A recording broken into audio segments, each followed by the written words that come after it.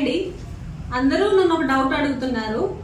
Gas connection ఉందక్క, కానీ ఆ పర్సన్ లేరు, చనిపోయారు, ఏం చేయాలి, ఈ కేవైసీ ఎలా చేయించుకోవాలి అని అడుగుతున్నారండి.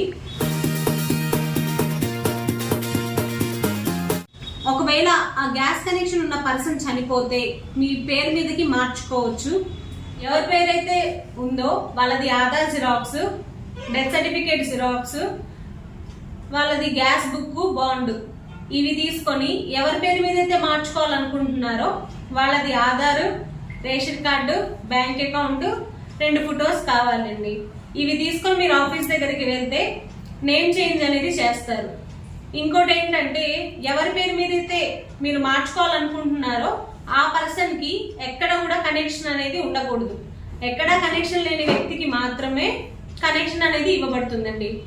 నేమ్ ఒకసారి చేంజ్ అయిన తర్వాత మీరు కంపల్సరీ ఆధార్ అప్డేట్ చేయించుకోండి. మీ బ్యాంక్ డీటెయిల్స్ కూడా మరోసారి అప్డేట్ చేయించుకొని కంపల్సరీగా ఈకేవైసీ అనేది చేయించుకోండి. ఈకేవైసీ అనేది చేయించుకుంటే మీరు గ్యాస్ కనెక్షన్ అనేది ఆగిపోకుండా ఉంటుంది. మీ పేరు మీదకి టోటల్ గా మారిపోతుందండి. సేఫ్టీ ఇన్స్పెక్షన్ కూడా ఖచ్చితంగా చేయించుకోవాలి. అది చాలా మందికి తెలీదు. ఈకేవైసీ ఒక్కటే చేయించుకోవాలి అని అనుకుంటున్నారు. కంపల్సరీగా సేఫ్టీ ఇన్స్పెక్షన్ కూడా చేయించుకోండి.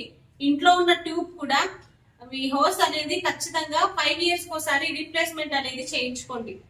అది చేయించుకుంటే మనకే సేఫ్ గా ఉంటాము, మనమే సేఫ్ ఉంటాము.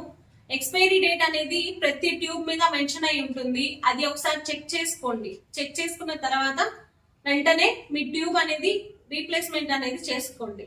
ఐ హోప్ ఈ వీడియో మీ అందరికీ నచ్చింది అనుకుంటున్నాను. ఖచ్చితంగా ఈ వీడియో నచ్చితే లైక్ చేయండి, షేర్ చేయండి, సబ్స్క్రైబ్ చేసుకోండి.